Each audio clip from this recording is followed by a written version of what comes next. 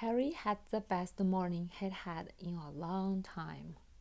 He was careful to walk a little way apart from the Dursleys, so that Dudley and Pierce, who were starting to get bored with the animals by lunchtime, wouldn't fall back on their favorite hobby of hitting him. They ate in the zoo restaurant, and when Dudley had a tantrum because his Knickerbocker Glory didn't have enough ice cream on top, Uncle Vernon bought him another one, and Harry was allowed to finish the first. Harry felt afterward that he should have known it was all too good to last.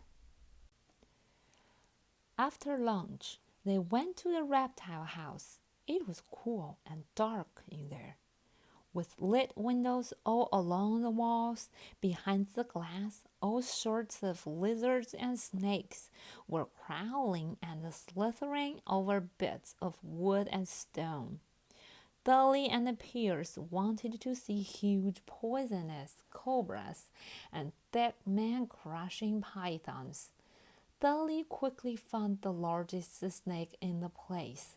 It could have wrapped its body twice around Uncle Vernon's car and crashed it into a trash can. But at the moment, it didn't look in the mood. In fact, it was fast asleep. Dudley stood with nose pressed against the glass, staring at the glistening brown coils. "Make it move," he whined at his father. Uncle Vernon tapped on the glass, but the snake didn't budge. "Do it again," Dudley ordered.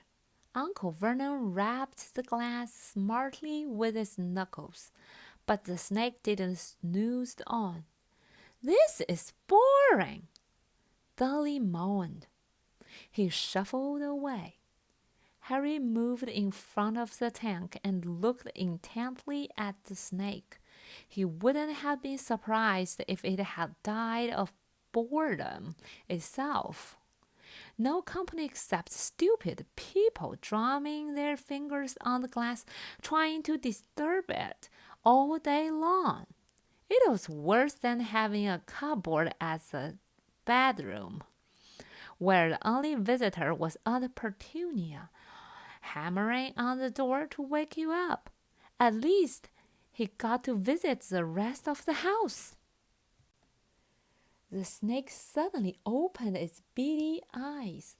Slowly, very slowly, it raised its head until its eyes were on a level with Harry's. It winked. Harry stared. Then he looked quickly around to see if anyone was watching. They weren't. He looked back at the snake and winked too. The snake jerked its head toward Uncle Vernon and Dudley, then raised its eyes to the ceiling. It gave Harry a look that said quite plainly, "I get that all the time."